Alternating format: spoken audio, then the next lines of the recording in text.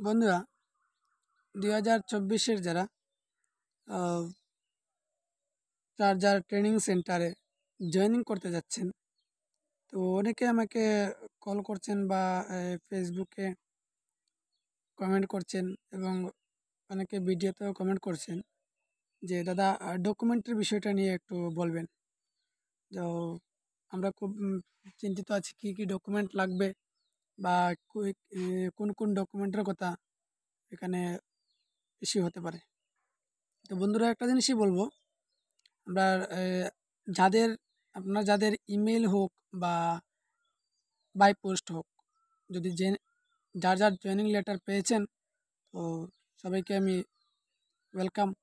কারণ রেজাল্ট দেখার যে খুশিটা, তার চাইতে বড় খুশি যখন আমরা অ্যাপয়েন্টমেন্টটা পেয়ে যাই, তো মনে অনেক খুশি এসে যায়।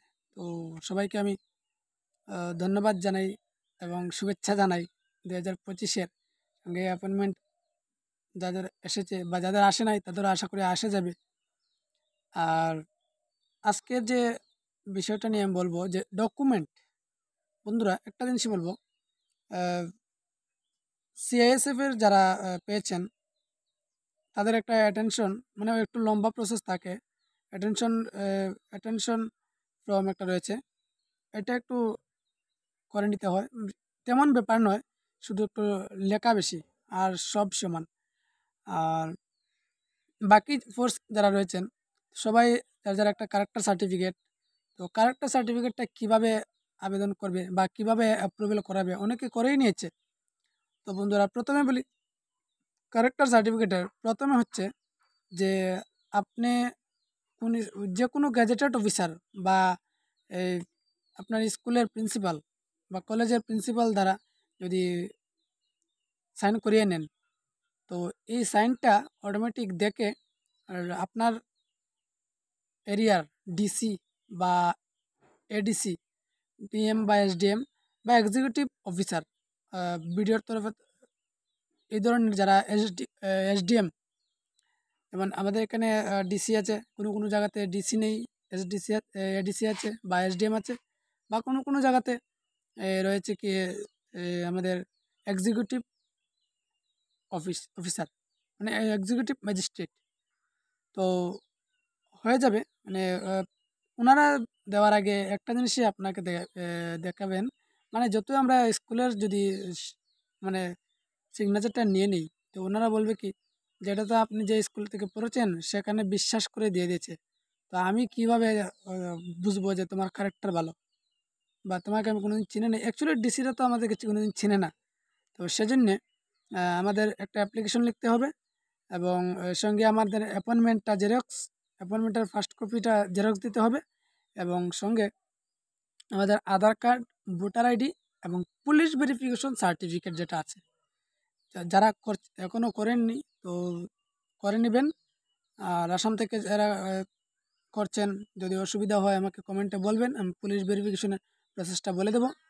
আর অ্যাকচুয়ালি পুলিশ ভেরিফিকেশন সার্টিফিকেটটা যখন থাকবে জেরক্স আপনার এই অ্যাপ্লিকেশনের সঙ্গে, তখন ডিসি মহাশয় বা মহোদয়া আপনি এটা দেখে অটোমেটিক আপনারা একটা সাইন দিয়ে দেবেন, এবং সাইনটার নিচে একটা থাকবে শিল, এবং সঙ্গে রাউন্ড শিল যেটা আছে, মানে মানে ভুলেও এটা মিস করবেন না।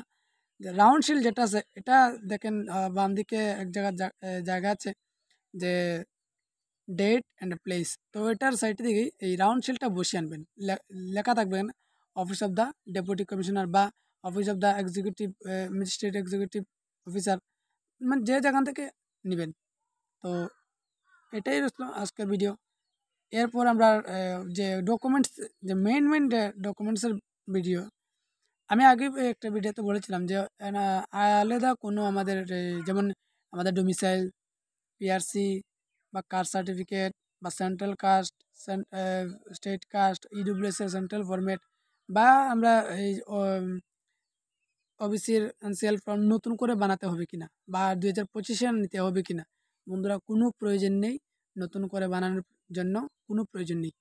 যে ডকুমেন্ট আপনার আগে যে সময় ডকুমেন্টের সময় যেগুলা সাবমিট করেছিলেন, যে ডকুমেন্টগুলা আপনার যখন মেডিকেলের সময় ডকুমেন্টেশন হয়েছিল, যে জিনিস ডকুমেন্টগুলো সাবমিট করেছেন, তো সেই ডকুমেন্টগুলোই অ্যাজ ইট ইজ সেমভাবে আপনি সেখানে নিয়ে যাবেন। এবং যদি আপনার তাকে সঙ্গে কম্পিউটার সার্টিফিকেট বা এনাদার কোনো স্পোর্টস সার্টিফিকেট তো সঙ্গে নিয়ে যাবেন। আর সবগুলা ডকুমেন্টই আমি বলবো যে 3 সেট করে, পুরা সিরিয়াল টু সিরিয়াল 3 সেট করে ফটোকপি বা জেরক্স করে নিন এবং ব্লু পেন দিয়ে নিচে সেলফ অ্যাটাস্টেড করে রাখুন। তো আজকের ভিডিও আমি এটাই বলছি যে ডকুমেন্টের বিষয়ে। তো বন্ধুরা ধন্যবাদ, এবং আগামী দিনে আমি ভিডিও নিয়ে আসবো।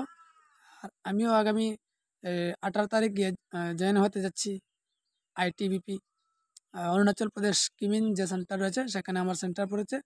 তো মানে দুঃখের বশত বলতে কি আমার এখনও পোস্টাল লেটার আসেনি। আমার বন্ধুদের সবারই এসেছে, বাট আমার এখনও পোস্টাল লেটার আসেনি।